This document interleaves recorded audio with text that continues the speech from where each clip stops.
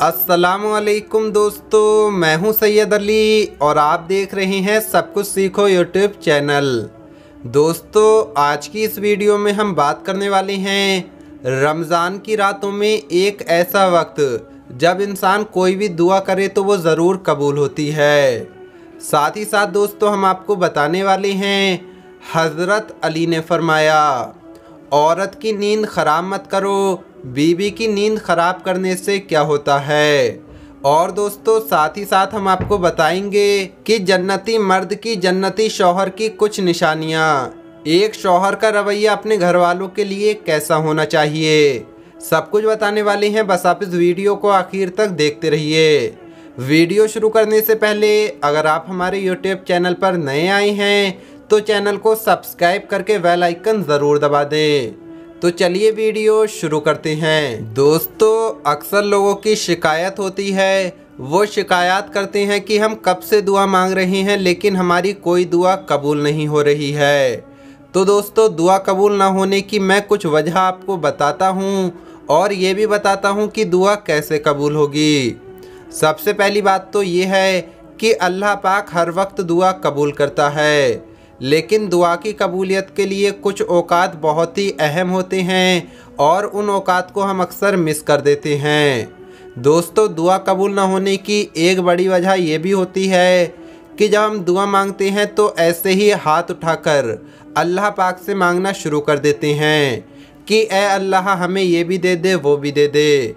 या दूसरी वजह ये होती है कि हमें दुआ मांगने का तरीका नहीं आता, हम ऐसे ही हाथ उठाते हैं और अपनी हाजत बयान करना शुरू कर देते हैं। जिस तरह दुआ मांगने का तरीका होता है उस तरह से दुआ मांगी जाए, यानी अव्वल और आखिर दुरूद शरीफ पढ़ा जाए, तरीके से मांगी जाए, सलीके से दुआ मांगो, सच्चे दिल से मांगो और पहले दूसरों के लिए मांगो, तो वो दुआ ज़रूर कबूल होती है।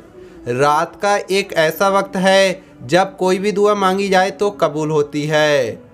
एक सहाबी फरमाते हैं कि मैंने हुजूर पाक सल्लल्लाहु ताला अलैहि वसल्लम को ये फरमाते हुए सुना कि जो इंसान रात को अपने बिस्तर पर पाक होकर वुज़ू की हालत में जाए और नींद आने तक अल्लाह पाक का जिक्र करता रहे, तो रात में किसी भी वक्त जब वो अपनी करवट बदले और उस वक्त अल्लाह से दुआ मांगे तो अल्लाह उसकी दुआ कबूल करता है, उसको खाली हाथ नहीं भेजता। दोस्तों, इस फरमान से हमें यह भी पता चलता है कि रात को वुज़ू करके लेटना चाहिए।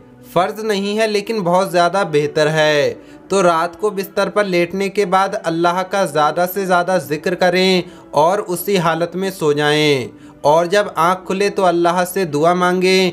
इंशाअल्लाह अल्लाह आपकी दुआ ज़रूर कबूल करेगा। दोस्तों, ये अमल आप कभी भी कर सकते हैं, लेकिन रमज़ान का महीना जैसा कि आपको पता है कि बहुत ही फजीलतों और बरकतों वाला महीना है, तो इस महीने में करेंगे तो इंशाअल्लाह आपको ज़रूर कामयाबी मिलेगी। दोस्तों, अब हम आपको बताते हैं हज़रत अली ने फरमाया, औरत की नींद ख़राब मत करो, औरत की नींद ख़राब करने से क्या होता है, अपनी बीवी का आराम ख़राब करने से क्या होता है। हज़रत अली की एक मर्तबा एक शख्स ने दावत की। बहुत इसरार के बाद जब हज़रत इमाम अली उस शख्स के घर पहुँचे तो उसकी बीवी आराम कर रही थी और उसने ये चाहा कि मैं फ़ौरन जाकर अपनी बीवी को जगाऊं।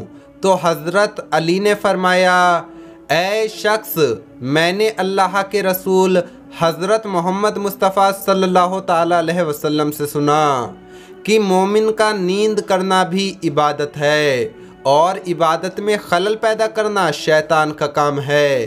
तुम्हें क्या पता कि इस वक्त तुम्हारी बीवी किस तरह तक कर सोई हो। अल्लाह ऐसे इंसान पर लानत भेजता है जो इंसान के आराम में खलल पैदा करता है, अपने किसी काम के लिए इंसान की नींद ख़राब करता है। अल्लाह को ऐसे इंसान पसंद हैं जो दूसरों का ख्याल रखते हों, अपनी नफ्स की ख्वाहिश के लिए दूसरों को ज़हमत नहीं देते हों। मैंने अपनी आँखों से देखा कि हुजूर पाक सल्लल्लाहु ताला अलैहि वसल्लम जानवरों तक की नींद ख़राब नहीं करते थे, और तुम तो अल्लाह के रसूल सल्लल्लाहु ताला अलैहि वसल्लम की सुन्नतों पर अमल करने वाले हो, तुम इंसान की नींद खराब कर रहे हो, इंसान का आराम खराब कर रहे हो। याद रखना, रोज़े महशर वो लोग अलग खड़े होंगे जो चाहते ना चाहते हुए भी इंसान को ज़हमत देते हैं। जहाँ तक हो सके अपना काम खुद किया करो, अपने वजूद से किसी को तकलीफ़ ना दिया करो। अगर अभी तुम आराम कर रहे होते और तुम्हारी बीवी तुम्हें जगाती तो तुम्हें कैसा लगता? मोमिन वो है जो जैसा खुद के लिए पसंद करे वैसा ही सबके लिए पसंद करे। और फिर हज़रत अली ने फरमाया कि मुझे अपने घर का पानी पिलाओ। वो फ़ौरन हज़रत इमाम अली के लिए पानी लेकर आया। हज़रत अली ने जैसे ही उसके घर का पानी पिया तो अल्लाह के दरबारों में हाथों को उठाकर दुआ करने लगे और फरमाने लगे कि अल्लाह गवाह है, मैंने तुम्हारी दावत कबूल की। दोस्तों, अब हम आपको बताते हैं जन्नती मर्द की, जन्नती शौहर की कुछ निशानियाँ। एक शौहर का रवैया अपने घर वालों के लिए कैसा होना चाहिए।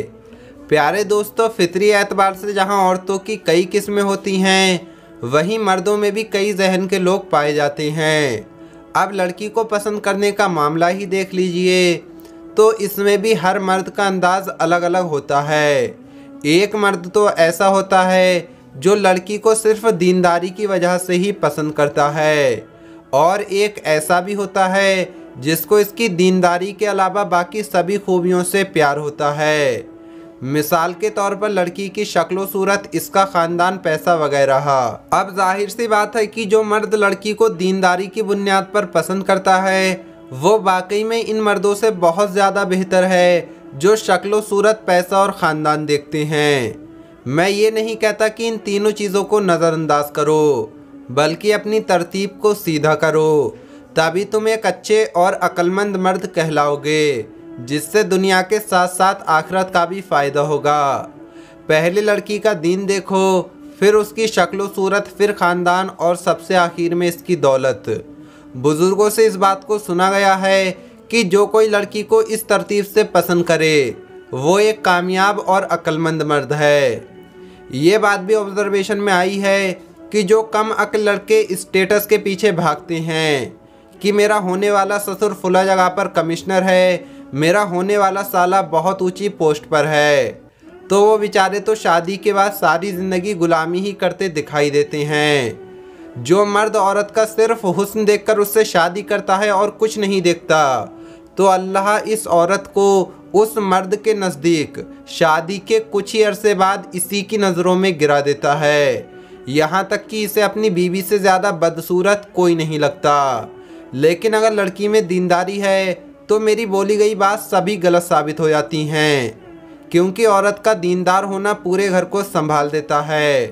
अब अगर दीनदार औरतों का पैसा देखोगे तब भी गरीब ना होगे, ऐसी औरतों का अगर ख़ानदान देखोगे तब भी गुलाम ना बनोगे, और अगर शक्ल देखोगे तब भी देख देख कर दिल ना भरेगा, क्योंकि अच्छी सीरत एक आम से चेहरे को भी खूबसूरत बना देती है।